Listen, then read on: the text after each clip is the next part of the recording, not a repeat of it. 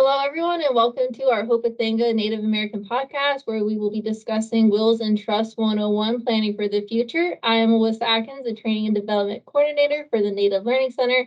Today on the show, we are excited to have Michelle Meza, two-time international best-selling author, speaker, certified mindset coach, marketing strategist, and CEO of Luxy Coaching and Consulting, LLC. Welcome back, Michelle. This is not her first time on the show. And today we're doing things a little bit different. We're actually going to be talking about a webinar that we did. This podcast is a follow-up. And I'll go ahead and let you continue to talk about it a little more. Tell us about yourself, Michelle. Great. Thank you, Elisa. I really appreciate it. It's good to be back. I just love these interactions that we have and just talking about fun stuff that nobody thinks to talk about or wants to talk about, but we talk about them. So I hosted a couple webinars this past month, and one of those was all about wills and trusts. Wills and Trust 101, and we talked about the breakdown, the differences, the types of wills, and we had so much response from that webinar that's why we decided to turn this into a podcast episode. So I'm excited to go a little deeper and really get some questions answered. Yes, so let's go ahead and get started because I'm very excited for this too. You mentioned different types of wills during your webinar. What are the different types again? Yeah, so I mentioned that there's a few other wills, but the four most common wills are a simple will, and that's like what mostly everyone uses, and which is a simple will outlines how you'd like your assets to be handled and how and where they should be distributed. So, that's just what we call your basic will. Just it has plain language. It's a basic will that just gives, okay, here's what I have, here's an inventory, because a will is a legal document listing your assets and who you want them to go to after you are gone. The second one is a testamentary trust will, and that's a little complex. That particular will places your assets into a trust for your beneficiaries to access after you pass. So it's kind of like, and that's what we talked about in the webinar. Trust, I see trust as like a holding box, like a safety deposit box, right, at the bank. They still have them. But, only certain people have access to it, and it's, it's in a safe place, and that's where you go, and it's just like a storage container for your legal documents and your assets. The third type is a joint will. Now, this one is most commonly used by couples who want to name each other as the sole beneficiaries, and that's made by two or more people. Let's see, and even though they're made by two or more people, they're separate wills for each person. So they call it a joint will, and a lot of people get confused because normally when we use the word joint, it means like together on one thing, like a joint checking account. You have one checking account with two people. The wills are set up a little differently, and that just makes sure that the will, like that person, each person in that relationship or marriage or whatever, that they are covered equally and separately. So a lot of people, I get that question like, well, what is that? I thought it was just one will. No, it's two separate wills. The fourth one is a living will, and that's obvious. While you're alive, and that's what I use right now, and that's just an inventory that I want to keep. Now, I do have mine's a little bit more complex, just because I want to make sure that it's a multi-generational type of setup, which we'll talk about that later. But the living will specifies what happens to you in the time leading up to your death. And that's where a lot of people get confused between a simple will and a living will. So this in particular includes how you'd like to be taken care of medically. So I think most people are familiar now with advance directives. And so the living will you would have a separate document, and that states what happens after you pass. And then you have advance directives, and that's strictly about your medical wishes, like if you want to be on a ventilator, if you don't, or whatever it is, should you become unable to make decisions for yourself. Well, thank you so much for going over those again. And how do I start the process? Oh gosh. The first step, well, there's lots of ways. Yeah, that's right. That's the $1 million question is how do I begin? There are a few different ways. I am with a company called PPLSI. I'm an associate for them. That's a service I offer included in my business. And what it is, it's prepaid legal services. Now everyone in the household gets the will, and it's typically the adults. They get a will of their own, and that's included in your prepaid monthly legal plan that you pay for each month. That's a way. So what that does is it's a prepaid plan. So you basically get the same access to great attorneys within your state without having to pay the huge retainers, right? Because if you talk to any estate planning attorney, they want a retainer before you even start. So most people do not have that cash on hand. Some do make payments, but nothing. You have to keep in mind that most attorneys will not start the process of your paperwork until you pay that retainer in full. So that's the difference in the service in the company I'm with that I offer. Or if you don't want to go that route, then of course you just go to a local attorney who handles estate planning, and you want to make sure that you interview all different types of attorneys. I will say that because it is a two-way street. A lot of people get intimidated when they think, oh gosh, I need to reach out to an attorney. What do I do? Where do I start? Not every attorney is the same. They all specialize in different things. So why I say go to an estate planning attorney, they deal with the law all day long, and they know the ins and outs of probate court.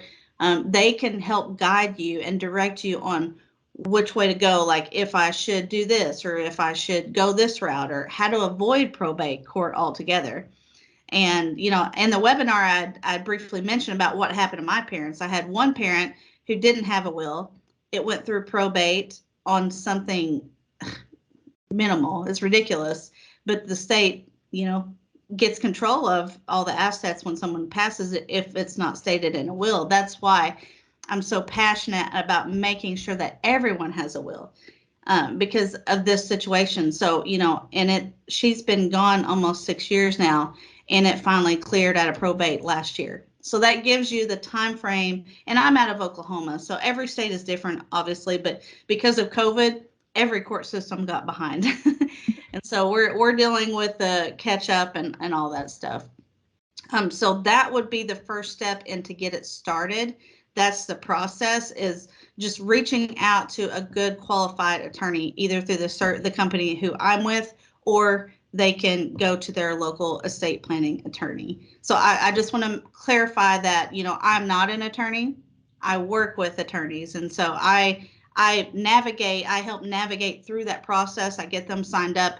And then from that point on, I pass the torch over to the attorneys who are qualified and they've got the training and degrees in this area. So that would initiate the process. And then depending on, that's why you need to make sure that you research the different types of wills. And that's why I talk about the different types of wills, is because a lot of people don't understand. And so sometimes you come across people in authority who misguide you.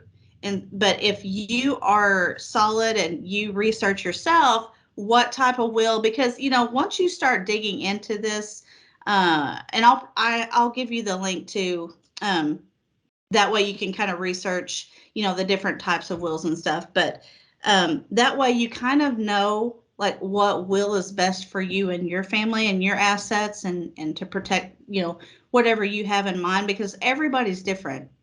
A lot of people think, oh, we have the same assets, everybody needs the same type of will, and that's just not true. Even though the most common will, the two types are the simple wills and the living wills, they can completely be written different depending on how many assets you have and the asset types. So that's the first step in that process. I know that was like a really big question, so thank you. Yeah. I think you did an excellent job. Thank you. What can I include in my will? Oh gosh, what can you include in the will? That is a long answer, simply because I want to say you can leave everything, but it depends on, first of all, it depends on your state. So that's why you got to know the laws, or you need to find, that's why you need to make sure that you interview these attorneys to make sure that they know the laws, and that way they can act in your behalf. So typically you can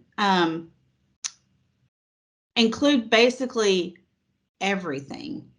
I said basically. There are some exceptions.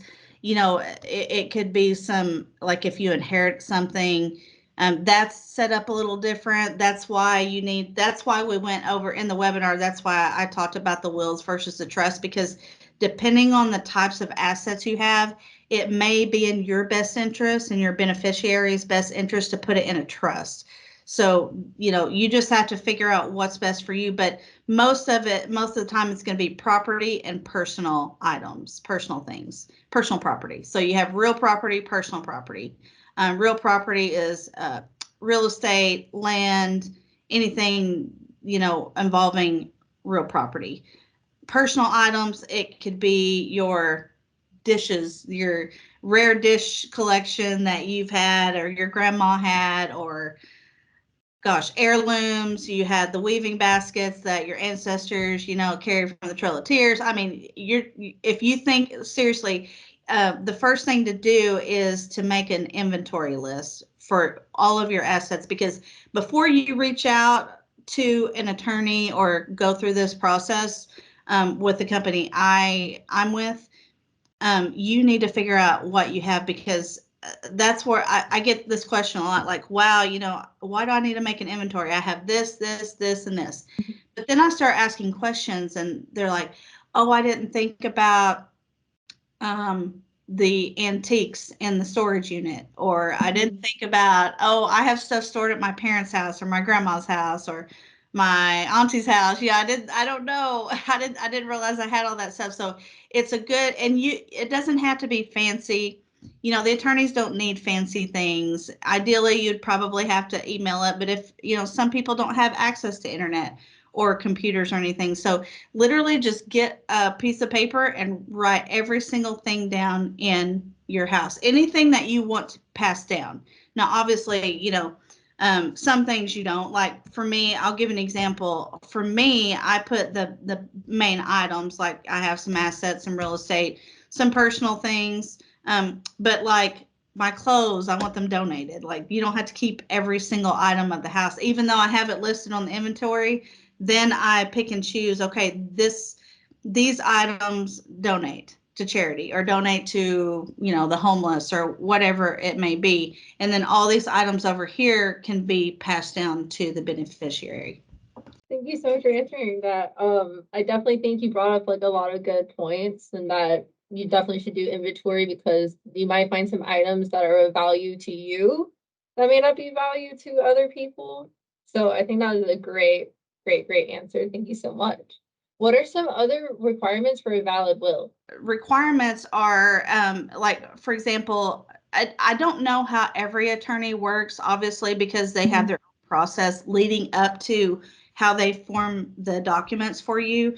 Because by the time it gets to a formal document and then it goes into the court system or it goes on record, that's a standard legal document. But leading up to that, every attorney or every firm has their own type of process. So for example, the company I'm with, we have a questionnaire, and it used to be on paper and it's like 5 to 7 pages long, but now we have it in an app, and you literally just download the app, log into your account, and then go through the process, and you type in like what you have and all this stuff.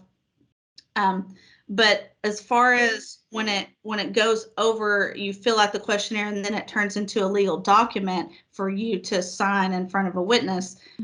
The requirements are you have to be of a sound mind. So you have to be able to make your own decisions. You have to have a witness.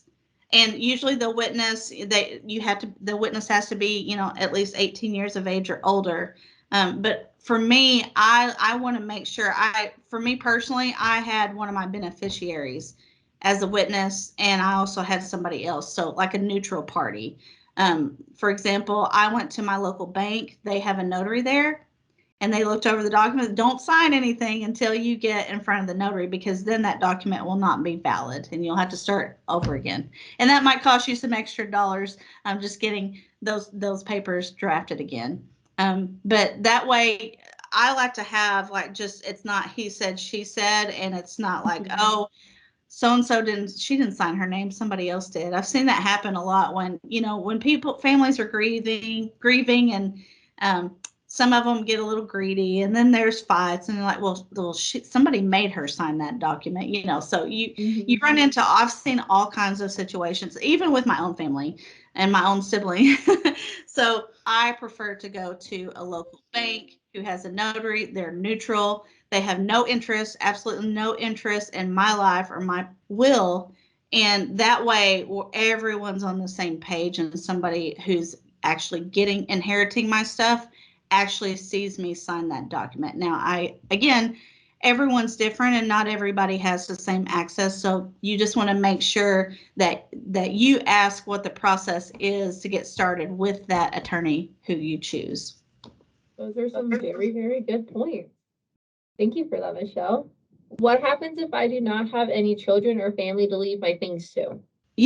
I got that question a lot during the webinar, and we don't really think, like, I don't think about it because I have children, obviously, but there's a lot of people out there who just, they're alone. They don't have anyone, any nearest family members. Maybe they're older and the older generations have gone on, no children, all that. You don't have to be kin to the person who you decide to leave your items to, your estate or whatever. You choose a person. That person has to be at least 18 years of age or older, because you will run into the guardianship issue. You will have to add another person. But a lot of, like, I've actually had a couple clients who were in that situation, and they had a trusted neighbor who they've been friends with. They've had family dinners together, and like you just, that person was alone also, and they've been neighbors for 20 years, and that person chose the neighbor as the beneficiary. So you don't have to be kin to the person who you decide to leave the stuff to. Thank you for that. Should I leave instructions for my burial in my will? You can. I do want to make, okay, so this really goes back to the living wills. And I ran into this issue with my dad. He was just determined that the way he understood wills is whatever he put in the will was how it was going to be. But what happens, depending on, let's say you are the beneficiary and you live in another state, so you probably won't be the first person notified when that person passes. And so what I've seen happen is the wishes aren't even considered or looked at until that they figure out, like, there's a will, and go through paperwork and stuff, because a lot of people don't think to talk about it. And that's why I'm trying to break that silence and nobody talking about things, because, and then to find out, like, the person wanted the burial or the ceremony a certain way, and it didn't happen because it was only in the will. So yes, it's a two-part answer. So yes, you can leave it in the will, and that's what I do. But then that piece of the advance directives, like I was talking about, or some people purchase a separate burial policy. You just want to make sure it's stated either in the advance directives and or in that burial policy. That way, because most likely the first few people dealing with the immediate time after the person passes are the ones who initially get things going and figure out, okay, what did this person want? Where is it stated that, do they have a will? So the medical teams automatically know to ask that, and so they'll ask the immediate family, and, but if that immediate family is not on the will, they're not going to know. So that's why I say you want to make sure that you put that in the advance directives paperwork and the burial policy. Thank you. I will circle back to that because I have something I want to mention about it. But before we do that, do I have to review and update my will annually?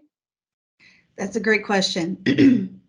No, you don't have to, but I recommend it, highly recommend it, because things change, right? Mm-hmm. How many times do you change cars, or you have to get a new computer, or even move, get a new house, or buy a house, sell an acre of land that you've had in your family, and times are tough, and you need to sell it. So yes, I recommend at least once a year. I personally review mine every 6 months, because within, things happen pretty fast, more than you think. And also, the medical protocols and things change, especially since, we're in post COVID. So a lot of the things change.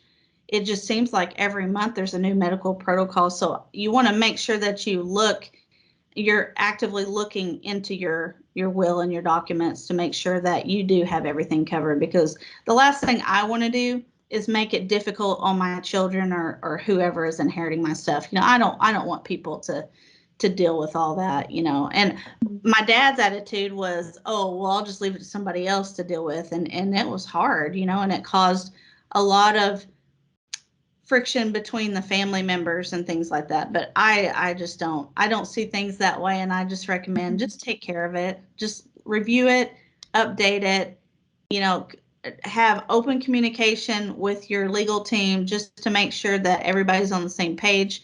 Make sure the hospital that you decide that you would have to go to, make sure they have a copy of your advance directives on file.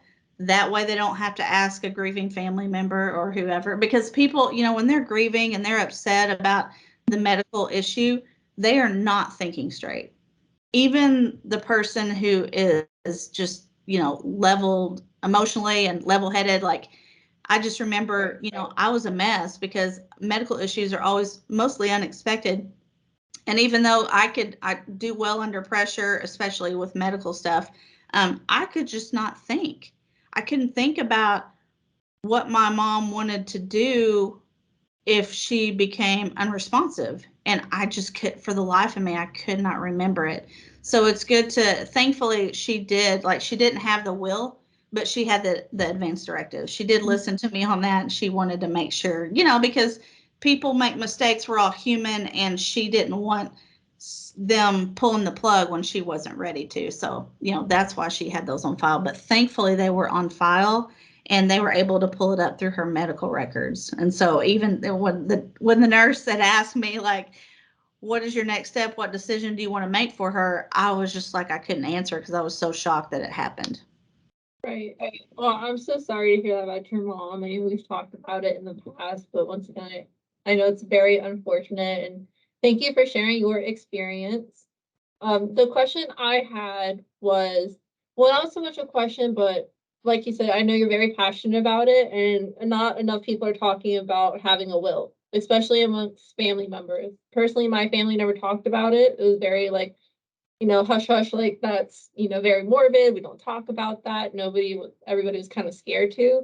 So after your webinar, it made me ask my grandma some questions, because I knew she had a lot of things that she wanted to pass down that were valuable to her, but not necessarily valuable to my aunts and uncles.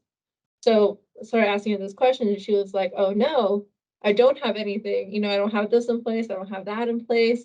So I just wanted to hear your opinion on that, and let you go off on a little rant about how important it is to have those conversations with your family members. Because I know you said your dad had a will and your mom did not, and that caused issues, and you went through some struggles because of it. So just I wanted to hear your experience and others to understand how important it is to discuss the will. Oh man, it is critical. It should be a requirement. I know that we all have, it's not a law, it's not Yeah. mandatory that we talk, but I kind of wish it was. I wish some states, the policies would change to require it. Because, here lately in my local communities, we have had so many. Mental health is real. Mental Mhm. illness, it's just a struggle, and especially times are tough financially, and you don't know what is driving people to either take their life or take the lives of others, or fall over with a heart attack because they're so stressed out. So, death is certain. And I know it's difficult to talk about. And I know it brings up a lot of triggers and pain and things like that. Because grief, people have a misconception about grief. They think it goes away. It doesn't. It gets manageable over time. Some people have to have help with managing it. But over time, I mean, you will continue missing them until, we're all reunited. But the thing with my experience is my mom, the reason why she didn't have a will, because I talked about it, because I was before I became an associate with the company I mentioned, I found out through employer benefits, and I offer that too. If you are listening and you are passionate about making sure your employees have prepaid legal services, wills included, I would love to talk to you about getting group plans to cover it, because I'm just so passionate about this. Even if you only get the service for the will. Wills are very expensive. If you go out, in addition to the retainers, that's something else I didn't mention. Wills, those documents cost a lot of money. You have to pay for the hours, the hourly rate, the retainer, and the document. So that's a lot of money out. But for me, my mom, for the last few years of her life, she lived with me. She wasn't ill until the last couple years. But she thought, oh, I don't need a will. I don't have anything. I don't have anything. She just kept saying that. And I just took her for her word. And so we didn't talk about it. And I didn't ask the questions. I didn't say, well, exactly what do you have? Have you ever thought about making a list of the items you have? Because turns out she had 30 years worth of stuff, and a lot of it was valuable. Antiques, different things that, my children had told me after her passing, like, oh, my Nana told me that she wanted me to have these things. And I'm like, she never mentioned that to me. So again, it's just having that conversation. But I recently, like I said before, in our community lately, we've had a lot of younger people pass. And one in particular, I can't really talk about it. It's a close friend of mine. Her immediate family were they were killed. They were murdered. So that literally took out her entire immediate family. And I'm guessing it was mental illness or stress. Who knows what led up to that? But what I'm saying is they were all ages. One was 40s. Her mom was in her 50s. Her dad was in her 60s, and her younger brother was 17. None of them had anything in place. So now she's left, and she didn't even know they were struggling with anything. She had moved out and got married, had her own family in the same town. And this particular story has made national news, is why I'm talking about it. But my point is, nobody had that conversation, and especially the 17-year-old. You're 17, you don't really think about what happens. But now we have young drivers. We've had several teenagers were killed in car accidents recently before graduation. And nothing was in place. And so now we've got local communities really talking about wills, and gosh, it just strikes a chord with people. Like it wakes them up, and they're thinking, oh man, like I don't even know what she wanted at her funeral. Like that's what a mother said about her 17-year-old daughter who passed away. And she had to rely on her friends, or she had to just kind of guess. So here she is grieving and in shock, and now she has to make all these plans. And so I've even talked to I have a 19-year-old, and I've even talked to her about, you need to be thinking about, if God forbid that would happen, you need to figure out like what your wishes are, and at least just, get them on paper. I recently had a family member, and it was the same conversation, the same issues, or the same thing that happens in my family is nobody talks about it. Well, my cousin saw the advertisement for the webinar, and she heard the playback, and she was like, hey, our families never really talked about this. I'm like, yes, I know. And so that prompted that conversation, but then she like wanted to avoid it, because then nobody wants to think about death, especially for themselves. Like even for me, like when I was filling out my will for the first time and I was working on the advanced directives, it is hard. It is hard, but at the same time, like I just kept thinking about the people who would have to deal with the aftermath just because I've had that experience with my parents. And so that's kind of what helped me, and I walked me through the process. And to get it done is because I kept thinking, like, I know this is hard for me, and I can't even. Who wants to talk about a burial policy and your funeral? Nobody wants to talk about that, but it needs to be. So it took my cousin a while. She avoided phone calls and different things, and then out of the blue, she's like, you know what? I'm ready. I'm ready, and that was a few days ago. So yeah, so I'm so excited. And then turns out this my cousin has like a whole lot of assets. Now, they're not valued a lot, and that in her mind, the reason why I'm saying that, they weren't highly valued assets. In other words, they might not bring a lot of money, but she didn't want the state to get them. She wanted certain family members to get them. And she's like, Michelle, I never really thought about that. I never really thought, like, first of all, I didn't realize how much I had until I made the list. And so that completely changed her outlook on wills. And now she was like, she told me, she was like, you know what, since we got that done, I finally had a full night's sleep. I don't know what it was. And I was like, it's a peace of mind knowing that, number one, it's taken care of if you don't wake up in the morning. And two, it's just like, it's kind of like all your affairs are in order. So it's like that secret elephant in the room. You can't really see it, but you know it's there and it's undone. That's kind of like how the will process is. Well, thank you so much for sharing your experience. I know you've dealt with a lot of different scenarios, and that's why I thought it was very important to hear your perspective on it. So thank you so much for answering those questions. I know it's not easy to talk about personal experience, but once again, thank you so much for sharing your story and those stories that you do know. But it looks like that brings us to an end. But before I wrap up, where can people, if they have questions, of course, where can they email you? How can they reach you? Yes, you can go to my website, and that's www.luksiconsulting.com. My email is Michelle with one L, Michele at luxyconsulting.com. And I'm on social. Find me, reach out to me. If you can't find me, reach out to me. I'd love and of course, you could reach out to the Native Learning Center too. I'll be more than happy to send Michelle's information, as well as everything will be in the description box below, as well as the webinar that Michelle did, Wills and Trust 101, Planning for the Future. So if you haven't seen the webinar, by all means, please go watch it. It is a great webinar, and the podcast will make even more sense. Well, that looks like that brings us to the end of the episode. Thanks to Michelle Meza for joining us today. We hope you enjoyed the episode. As always, thanks for listening to the Hopathanga Native American podcast. If you enjoy our show, please rate and review us on Apple Podcasts, Spotify, and Google Podcasts. Also, visit our website, www.nativelearningcenter.com, to find information on upcoming webinars and virtual trainings. Be sure to listen to Michelle's webinars on there as well. She's done several with us. So if you ever have questions on which one she's done, by all means, you can email me. Looks like that brings us to an end. Be sure to come back for more content.